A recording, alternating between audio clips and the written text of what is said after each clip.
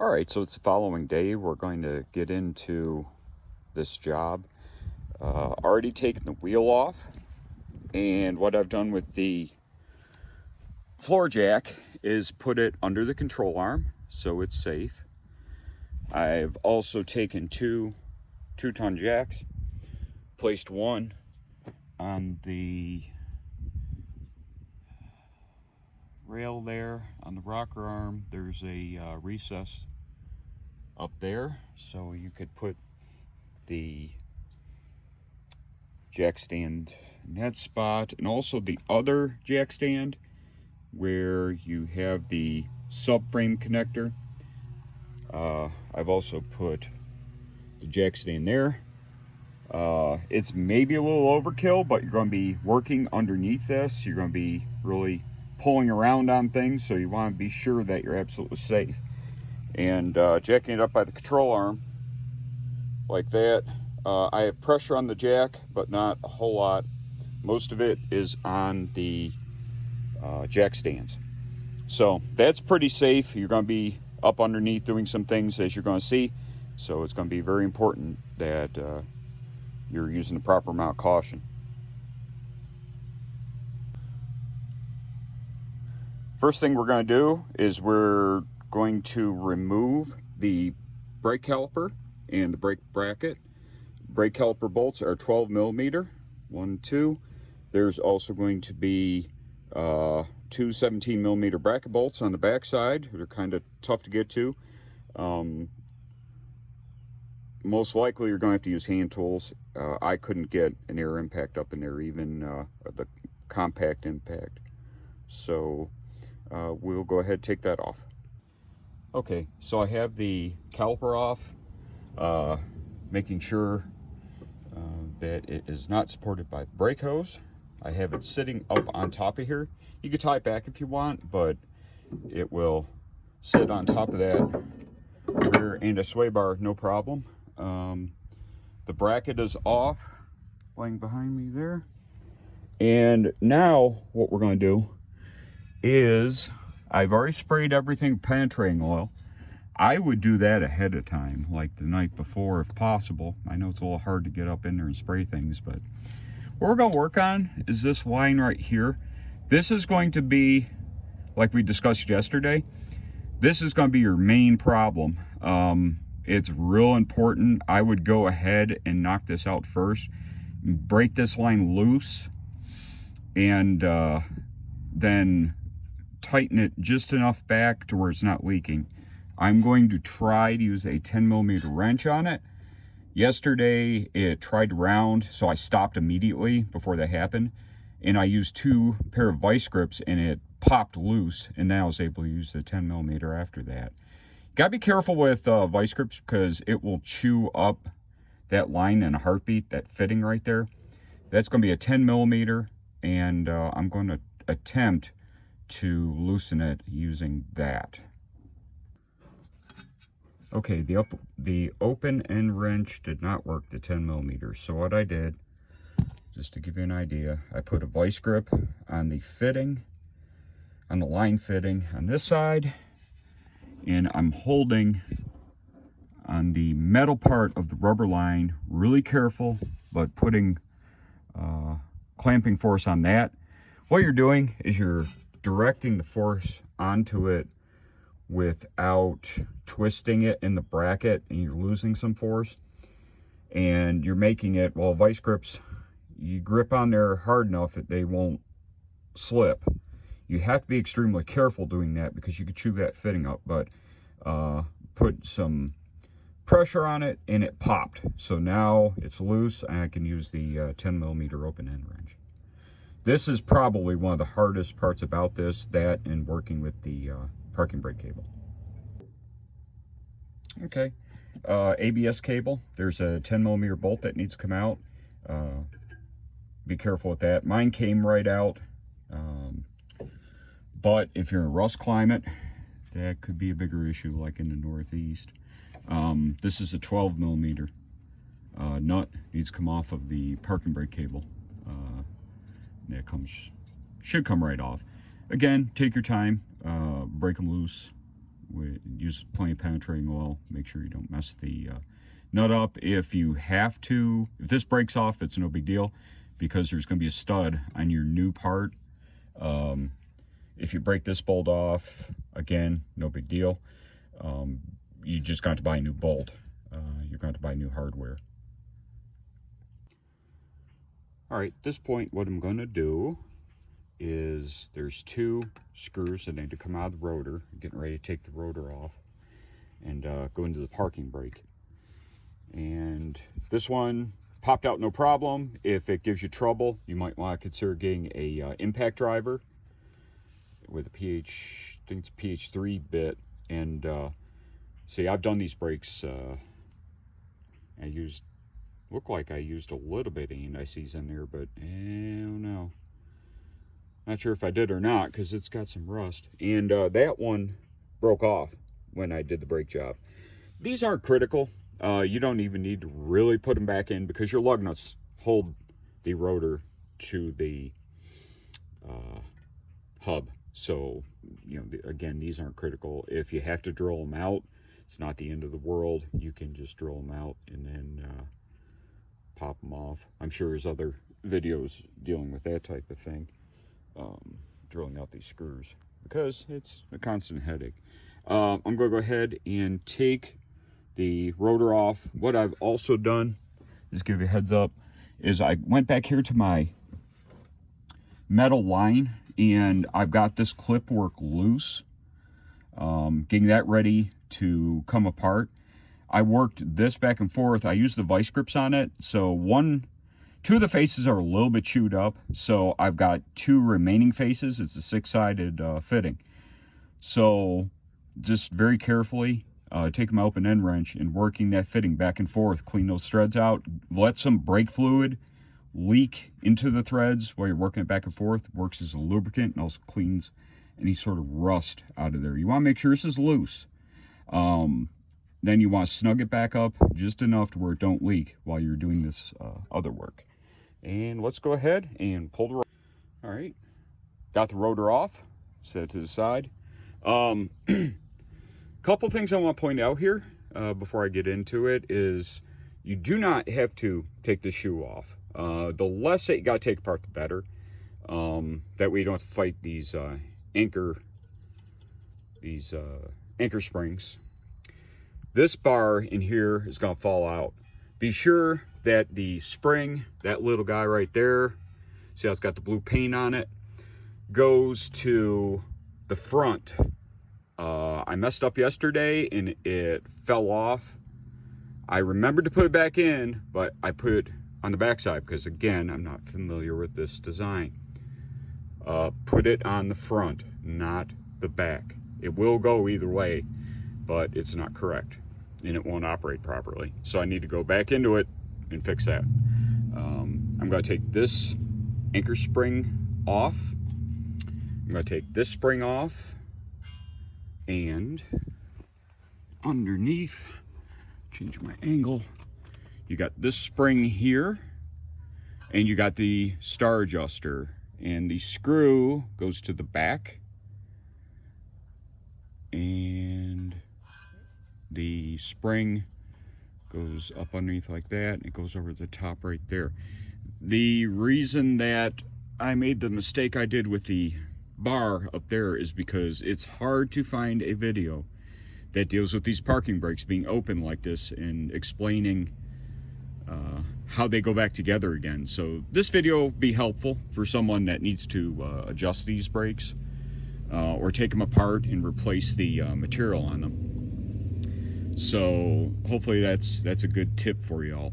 So now I'm going to go ahead, pull this rear shoe off, and then I'm going to show you what we need to do about the emergency brake cable. All right, and what I did here was I put a pair of vice grips on the spring that's on the emergency brake cable and pulled back, and then pulled the cable out of this bracket right here, and then put this to the side. This is the rear shoe. We're going to go ahead and take that apart. All right, on the back side, just to give you some orientation here, you go around to the back here, you've got two 10 millimeter, where's my finger? Two 10 millimeter nuts, one here and one here, that need to come out to let this cable loose. And you're gonna go ahead and take those out.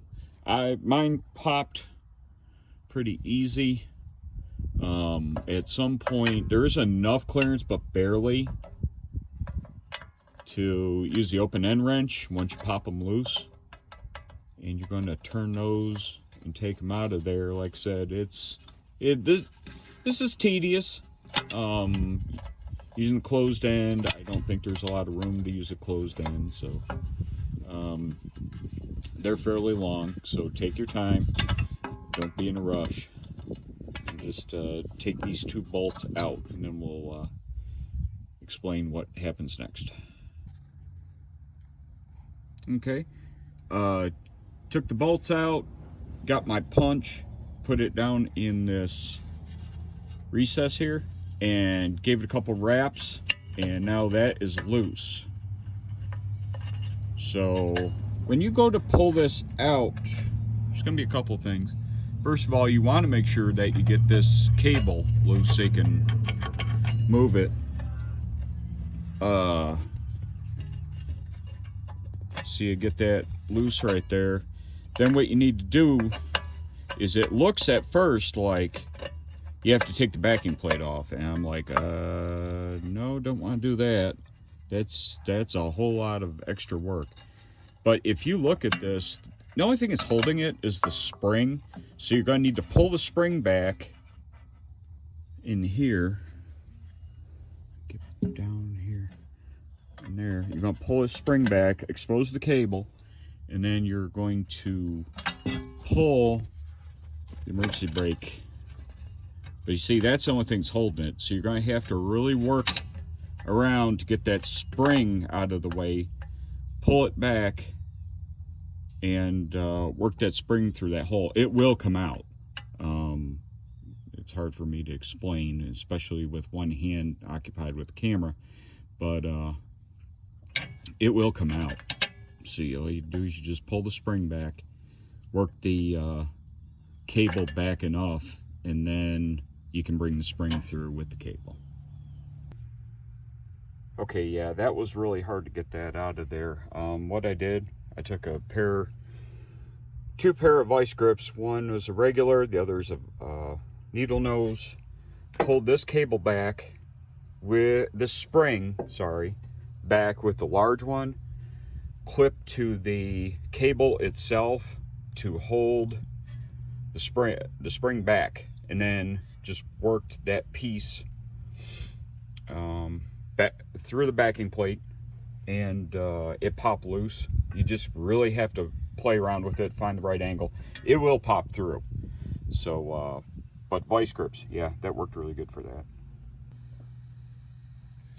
All right, right now I'm taking the 4 17 millimeter nuts off, and back out a little bit here. Okay, so we can see. And it's hard to get power tools on because of the positions of them. I was able to get a power tool on this one. The bottom, not so much. You really can't even see from this angle, but they need to come out. And then there's two 19 millimeter bolts that need to come out of the arm down below. And I should be able to run them out with impact, no problem. All right, once you get the 19s out, one thing I neglected to mention is keep a nut on your arm is a good idea to keep that from falling out while you're taking this out. So this is nice and loose. The nuts are off of it. I'm now going to take my line loose, and I'm leaving that towards the end of the operation before you change arms, because what I'm going to be doing is taking this line loose. It's going to leak like a sieve, And so have your other arm ready, have it out of plastic, ready to go. And we're gonna separate this line and take your clip off before you take your hydraulics loose. And you're gonna break that apart, swap arms, and then put it back together again very carefully. Make sure you don't cross thread that.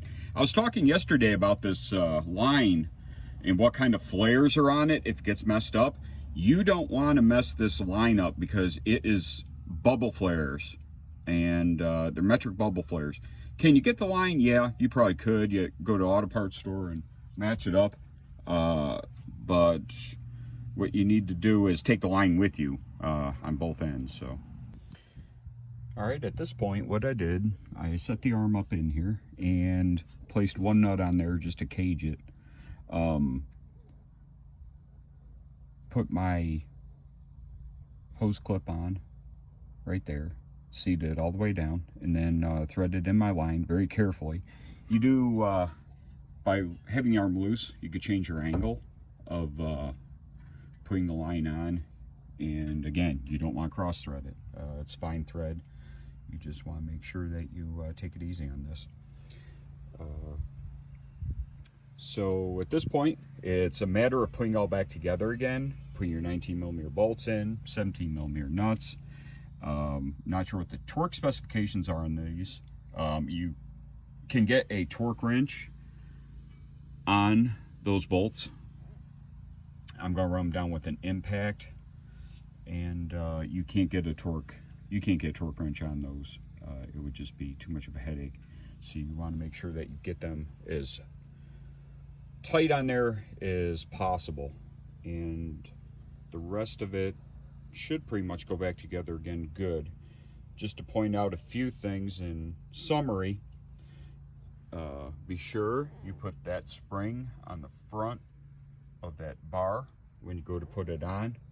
It lays up on the top between the two shoes, and then on the bottom, be sure you orient your adjuster properly with the screw pointing in the right direction. At the beginning of the video, you just rewind, you can see what direction it was pointing in. I can't remember off the top of my head right now. This video's been really choppy today. A lot of things going on. You can hear lots of noise in the background, so hopefully this was clear enough. I'm going to go ahead and start putting things back together. Let's see if I encounter any problems. Okay, I did run into a problem on this side that I didn't on the other, so I'm going to explain what I'm doing to try to correct it. You can see I've put my 19 bolts in, and I left them loose, you know, probably about halfway out, so that there's some play. But the problem I'm running into is these four holes are not lining up. I originally had put the arm on, put the brake line on, and come to find out those bolts weren't lining up. So I went ahead and took it all apart. Okay, I had to take the hook off of this hub because what was happening, it was changing the tilt. It was pulling it forward like I needed to, but it was also drawing it this way, and it was widening the gap on the bottom. So what I did, I changed the position of my hook, put it on the lower control arm, that little track bar right there, and wound it down, and the holes lined up, and it popped right on there. So now I'm going to put my 17mm nuts on there and put my brake line on, ABS cable, put my parking brake cable back through the hole right here, and start putting my parking brake back together again. That was aggravating, but that's what you run into. But hopefully that trick with the ratchet strap will bail somebody out if you run into a problem with it, you having a gap between the holes in the control arm and this knuckle. Okay, so we're finished up here. We've got the brakes all back together again. Adjusted the parking brake, and it's good to go. I also bled the brakes, as you can see there, and it's highly important because you opened up the line. There's going to be air in it. Go back over all your fittings, make sure everything's tightened down, make sure you're especially paying attention to your brake line. Tighten all your fasteners, make sure you go back over all those. And I used my Harbor Freight brake bleeder bottle. It's made by Pittsburgh. There's the part number. Again, I'm not monetized or anything like that. I just like to help out where I can. So I'm going to go ahead, button this up, tighten my lug nuts to 100 foot-pound, and take the other side apart and change that spring around like I said earlier in the video. So hope this is a blessing to you, that maybe you picked up some helpful tips to deal with difficulties you run into with this job. And there's no shame at all in having a garage do it, but you can see kind of why there's so much difficulty, and also why possibly they don't have a lot of videos on the internet about doing this, because it's a relatively difficult job. It's hard for someone who hasn't worked on a lot of vehicles to get through, because there's a lot of thinking involved and a good deal of experience. So hopefully that'll help you out today. God bless you.